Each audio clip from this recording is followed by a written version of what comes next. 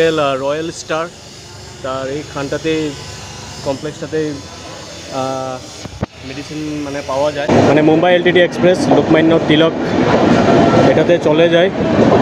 আর কামাখ্যার অপেক্ষা করলে অনেক। আর এটা হলো টিকিটটা কেটে নিলাম, কারণ টিকিট না কাটলেও টিটিকেই পয়সা দিতে হবে, তো টিটিকে কেন অযথা। গুড মর্নিং, কেম ছে my lovely viewers and welcome to my blog. এখন যাচ্ছি স্টেশনে, ডিমাপুর যাব। দেখি কোন ট্রেনটা পাই আগে, যদি অবধ পাই অবধে চলে যাব, নাহলে প্যাসেঞ্জার ধরে যেতে হবে। আর এটা হলো টিকিটটা কেটে নিলাম, কারণ টিকিট না কাটলেও টিটিকেই পয়সা দিতে হবে, তো টিটিকে কেন অযথা পয়সাটা দেবো, ডাইরেক্ট গভর্নমেন্টের ট্যাক্সটা পাক। আর ট্রেনের অপেক্ষায় আছি, আর অনেক গরম আজ এখানে, দেখি কত সময় লাগে। এখনও আসেনি ট্রেনটা, অ্যানাউন্সমেন্টও হয়নি। তো ডিমাপুর এসে পৌঁছে গেলাম, অনেক সময় হলো, বাট এখানে যে দোকান থেকে মেডিসিন কিনে ওই দোকানটা এখনও খুলেনি। তো মনে হয় না বিজি পাবো, কারণ বিজি অলরেডি ডিমাপুর স্টেশনেই আছে। আর দেখি কটার সময় খুলে। যদি দোকানটা সময় খুলে যায় তাহলে আমি বিজি ধরে নিতে পারতাম, বাট উপায় নেই, অপেক্ষা তো করতেই হবে। আর ঠিক এই হোটেল রয়্যাল স্টার তার এইখানটাতে কমপ্লেক্সটাতে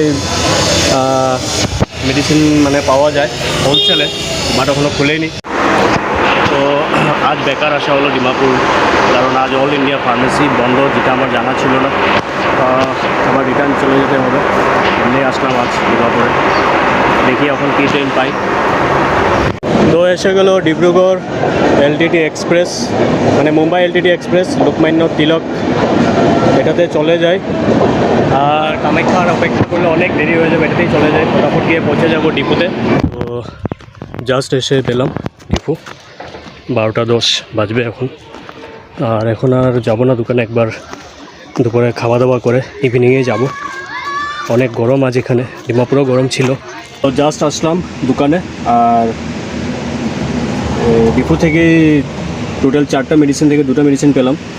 আর যাই হোক 20% মতো ডিসকাউন্টও দিল।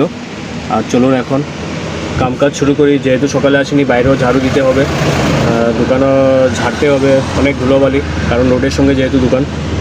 চলুন কামকাজ শুরু করি।